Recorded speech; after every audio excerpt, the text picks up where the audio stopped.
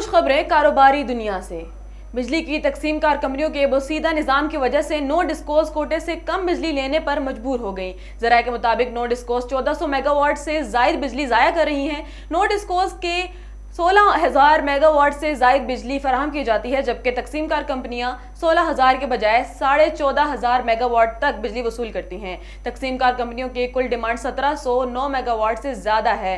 تقسیم کار کمپنی کوٹے کے مطابق بجلی وصول کریں تو غیر اعلانیہ لوڈ شیڈنگ کم ہو سکتی ہے۔ تقسیم کار کمپنیوں کو مجموعی طور پر 2450 میگا واٹ تک کے شارٹ فال کا سامنا ہے۔